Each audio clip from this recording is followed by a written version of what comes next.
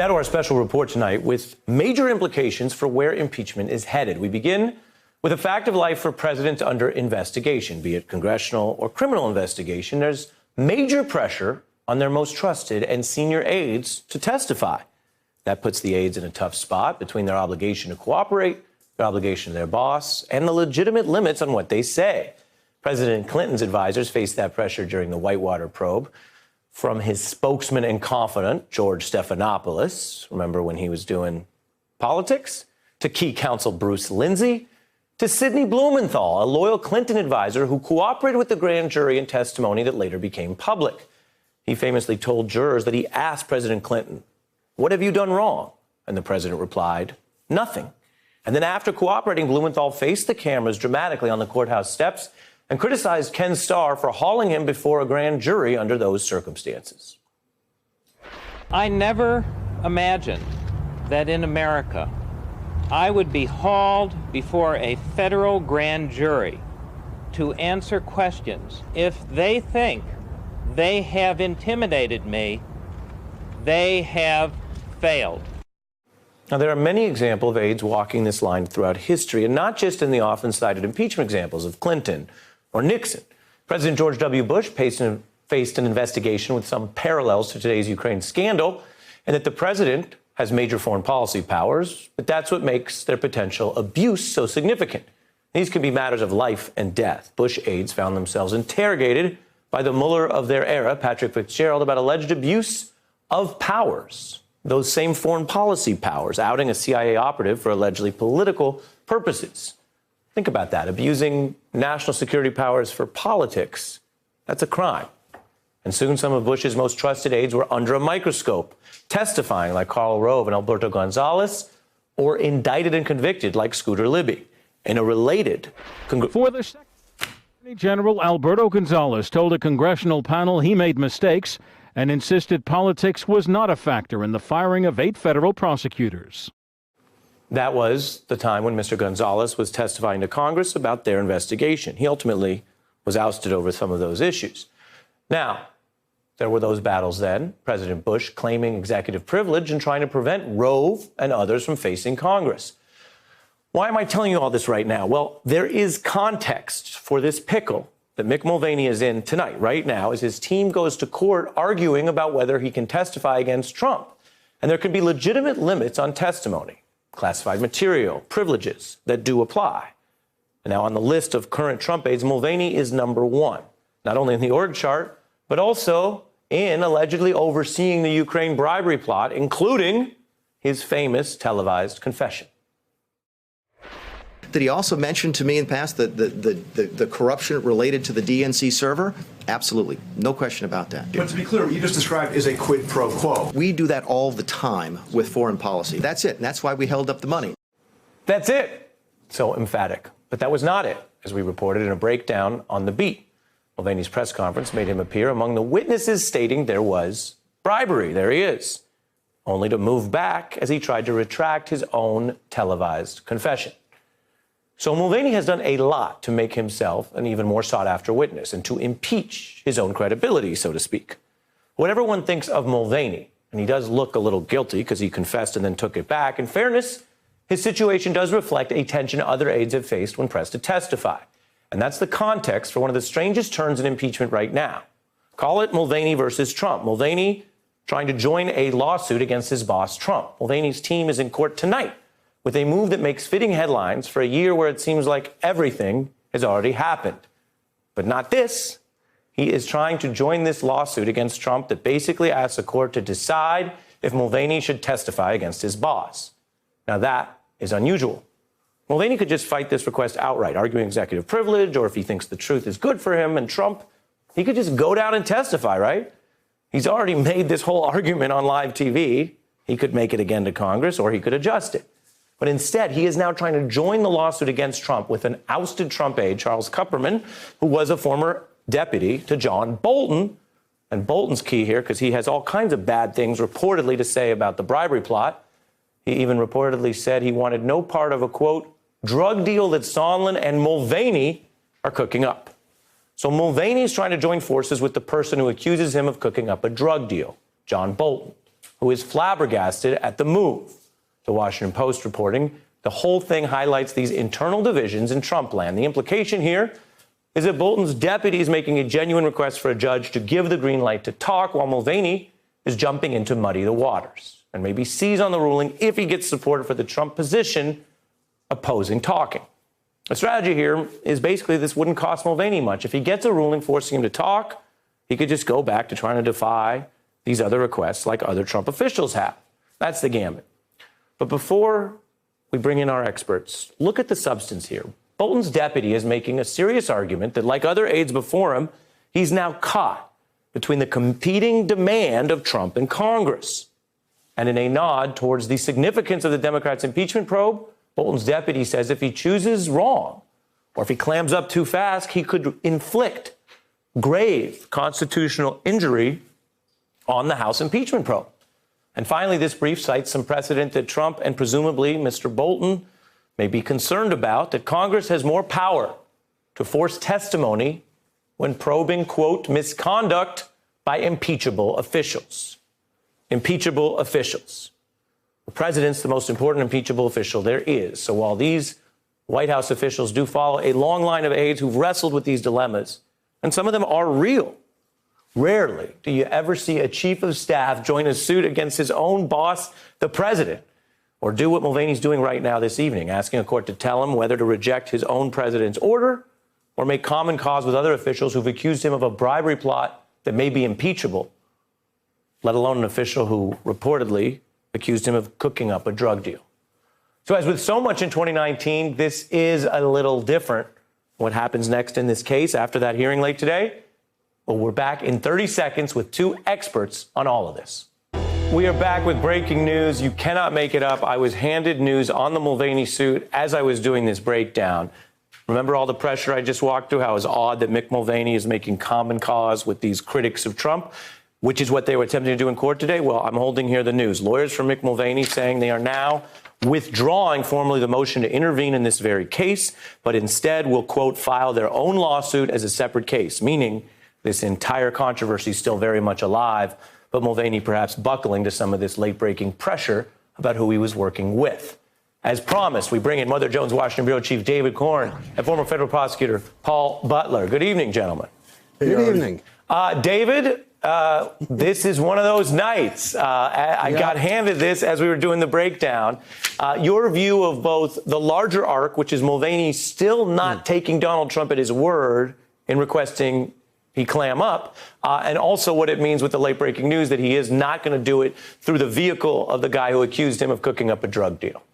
Well, my head is still spinning from your crystal clear explanation of this issue, because it is rather complicated and does seem to cut against some instinctual positions. I mean, the key thing to keep in mind here is that Mulvaney, in testimony that's come out recently, gets more of a central role in the extortion, bribery scheme, whatever you want to call it. You know, when Fiona Hill, the top Russian advisor in the White House, when her testimony was released the other day, I thought one of the key points was it wasn't just Giuliani who was cooking up this pressure scheme against the Ukrainians. It was Giuliani and Mulvaney. And as you noted in your wonderful setup, when John Bolton referred to the fact that I don't want to be part of any drug deal, meaning any illegal improper arrangement, he called it Sondland's and Mulvaney's drug deal. Well, he said cooking up.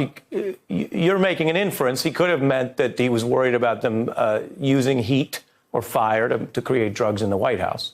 Yeah, exactly. You're they're not doing ruling that out. crystal meth there. They're watching Breaking Bad, and that's what they're doing, which might be an easier out for them than what they're actually involved in. I mean, actually, one could argue that some of the penalties for certain low-level drug offenses are lower than the kind of federal corruption cases Paul used to prosecute. And that's how they want criminal justice reform. But Mulvaney has gotten to be a more critical player. Plus, as you note, there was his confession in front of national TV. And so the fact that he's talked about this openly and publicly certainly would undermine any claim he has to absolute immunity, which is what they're saying. Not just executive privilege, but absolute immunity. Before I go to Paul, I don't even know what it is. Yeah, David, before I go to Paul on the law, on the Washington of this, it's a very Washington story.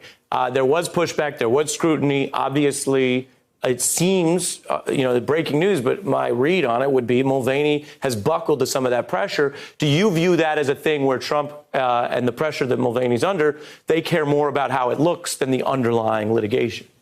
I think, well, you had Kupperman and John Bolton, who's party to the suit, saying, get out of here. We don't want you. Our reasons for bringing the suit are different than yours. We're talking about national security matters. You've already confessed. And I think they saw his involvement as maybe polluting the case. And so I don't know, to what degree Trump came in and said, do or don't, proceed with this, but it really raised so many eyebrows that it seemed that he was basically trying to join a party that didn't want him anywhere near the punch bowl. So that might have been the bottom of it. But as the main issue of to testify or not to testify still remains front and center for all of them. Paul, you've been sitting here with me thinking this all through.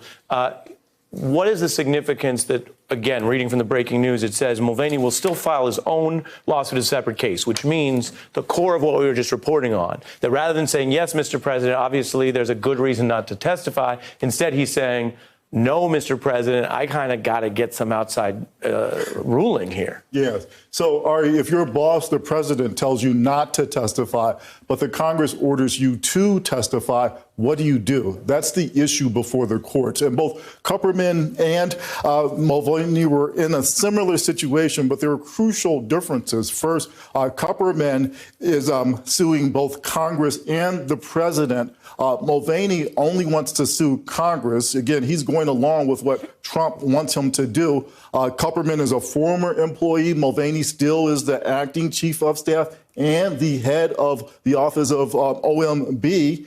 And the biggest difference, though, is that Kupperman is neutral. He really wants to know the answer. He's between a rock and a hard place, between the Congress and the president. Mulvaney is all Team Trump. And so we can assume that whatever he's doing, including this bizarre move of joining this lawsuit, is in the interest of Donald Trump. So what is the interest? I mean, that's a little bit of a different theory than David. Why go into court at all?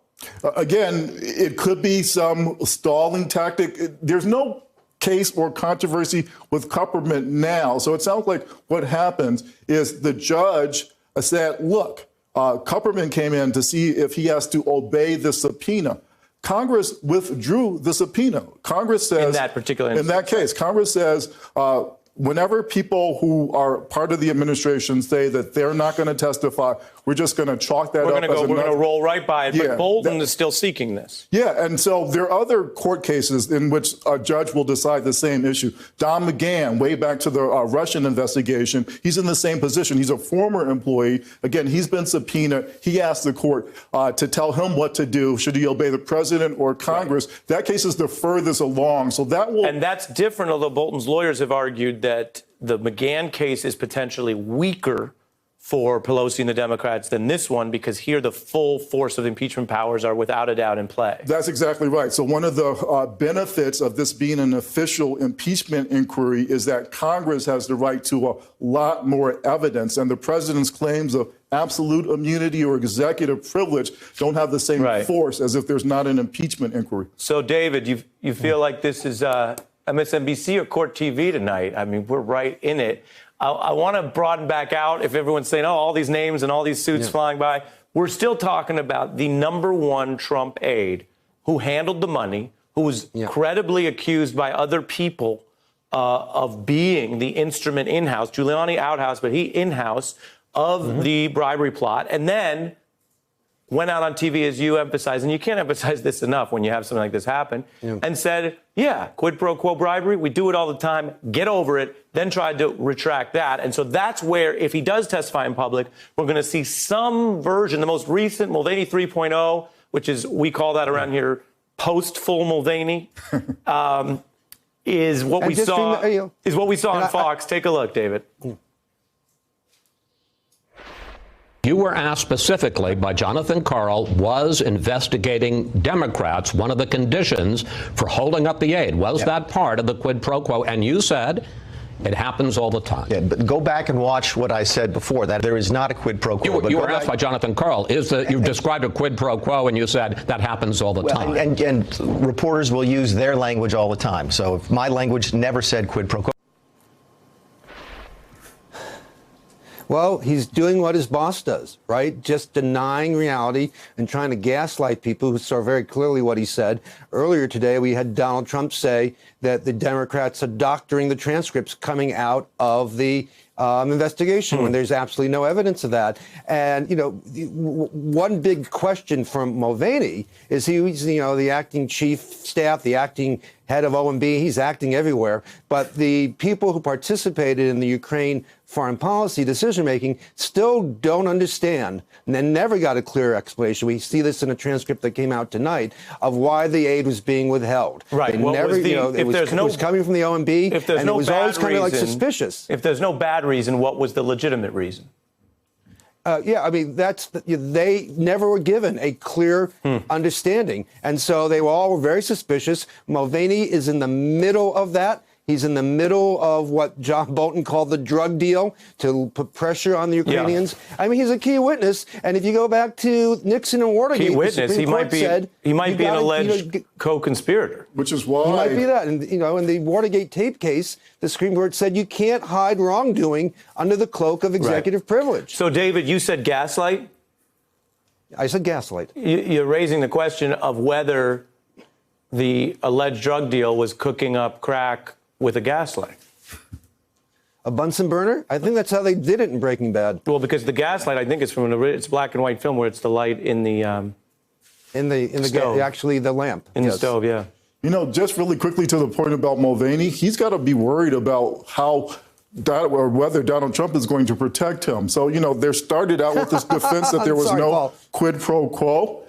That's not going to work. A whole parade of witnesses to Congress has rebutted and established that there wasn't, and established conclusively that there was. Now it looks like Team Trump is going to the "it wasn't me" defense, the Shaggy defense. It wasn't me, and they're going to blame people like Giuliani and Mulvaney. And so, if I were Mulvaney, or if I were Mulvaney's lawyer, I tell him to proceed with caution. Don't assume that Trump is going to protect you. We're over time, but briefly, David, final word on that. I mean, that's what happened to John Dean. He saw it coming at him, and that's part of what changed his mind.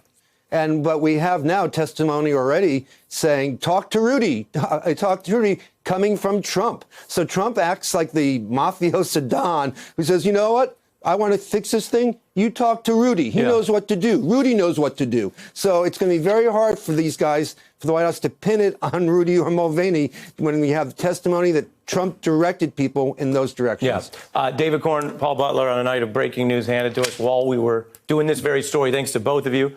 Hey, I'm Ari Melber from MSNBC. You can see more of our videos right here, or better yet, subscribe to our YouTube channel below. You could have been anywhere in the world, but you're here with us, and we appreciate that.